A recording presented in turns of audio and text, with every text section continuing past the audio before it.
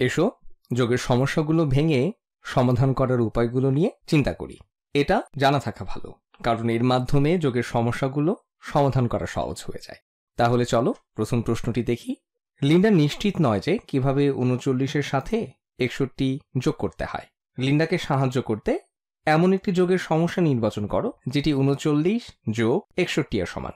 তাহলে আমরা এই বিকল্পগুলো দেখে নেই আগে।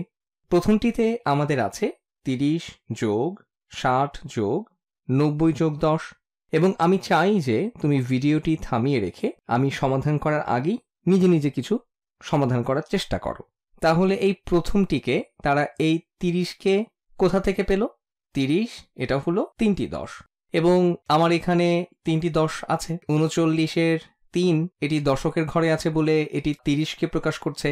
তারপর আমাদের আছে 60, এটি কোথা থেকে এলো? এটি 61তে আছে, এই 6 হলো দশকের ঘরে, তাহলে এটি 6টি 10 বা 60কে প্রকাশ করছে। এবং তারপর আছে যোগ 90। এখন 90 কোথা থেকে এলো? আমি এখানে কোনো 90 দেখতে পাচ্ছি না।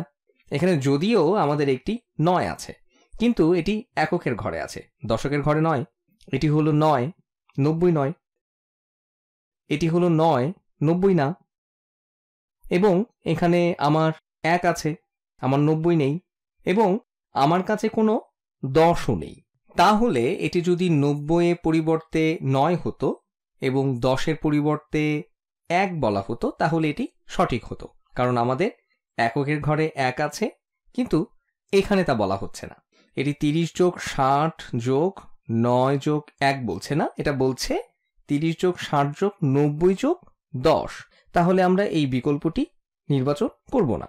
পরবর্তী বিকল্প আমাদের আছে 30 যোগ 60 যোগ 9 যোগ 1, যা সঠিক, কারণ আমাদের আছে 30 যোগ 9 যা হলো 39-এর সমান, এবং তারপর 60 যোগ 1 যা 61-এর সমান। তাহলে এই দুটি সমান। এবং এভাবে ভেঙে করাটা যে কারণে সুবিধাজনক তা হলো তুমি মনে মনে এভাবে গুনতে পারো যে 30 যোগ 60 এটি 3টি 10 যোগ 6টি 10 যা হলো 9টি 10, তাহলে এখানের এই দুটি অংশ হবে 90, এবং তারপর 9 যোগ 1 এটা হবে 10, এবং তারপর 90 যোগ 10 এটা হবে 100। এখন এখানে আমাদেরকে আসলে যোগ করতে বলা হয়নি, আমাদেরকে শুধু বলা হয়েছে কোন বিকল্পটি উপরের যোগের সমস্যাটির সাথে মিলে যায় সেটি নির্ণয়, এবং এটিই হবে সেটি।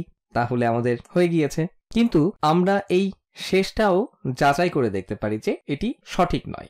আমাদের আছে 9 যোগ 1, তারপরে 3 এবং 6। এখানের এই 3 এটা শুধু 3কে প্রকাশ করছে না, এটি 3টি 10, এটা 30, এবং এটি 6টি 10, তাহলে এটা হবে 7, কিন্তু তারা এটি লিখেনি, তাহলে আমরা এটিকে নিচ্ছি না। আরো একটি করি। কোন যোগের সমস্যাটি 41 যোগ 57 এর সমান, এবং এখানে তারা সবগুলো একক এবং দশকে ভাগ করে দিয়েছে। তাহলে এই বিকল্পগুলি দেখার আগে আমি চেষ্টা করে দেখি যে নিজে এটা করতে পারি কিনা। তাহলে 41 দশকের ঘরে আমার আছে 4, তাহলে এটি হবে 4 দশক, এবং এককের ঘরে আমার আছে 1 যোগ 1 একক,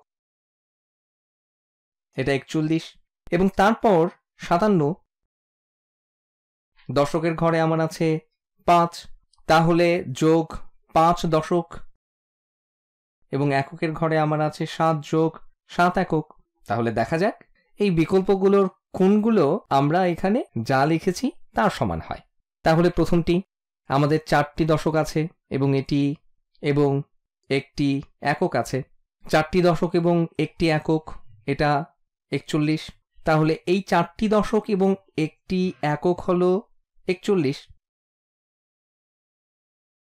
তারপর আমার আছে 5টি দশক এবং 7টি একক, তাহলে আমি যা লিখেছিলাম তা এবং এই প্রথম বিকল্পটি একই, এটা শুধু ভিন্ন ক্রমে আছে।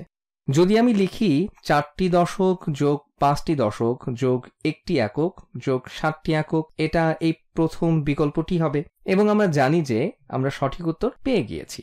কিন্তু অন্য সব বিকল্পগুলোকেও আমরা দেখি যে কেন এগুলো গ্রহণযোগ্য নয়। তাহলে আমি দেখতে পাচ্ছি যে 4টি দশক কোথা থেকে আসলো? কিন্তু এরপর এটার একটি দশক আছে।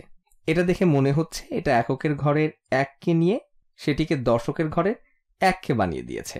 তারপর আছে 5টি একক, এখানে এটি 5টি দশক, 5টি একক নয়, তাহলে এটি সঠিক নয়। এবং তারপরে এটি বলছে 4টি একক, কিন্তু এখানে এই 4টি দশকের ঘরে এটি 4টি দশক। এবং তারপর আমাদের 5টি একক, কিন্তু এখানে 5 দশকের ঘরে আছে, এটা হবে 5টি দশক, এটা হবে দশক এবং এটাও হবে দশক। তাহলে আমাদের প্রথম বিকল্পটি সঠিক।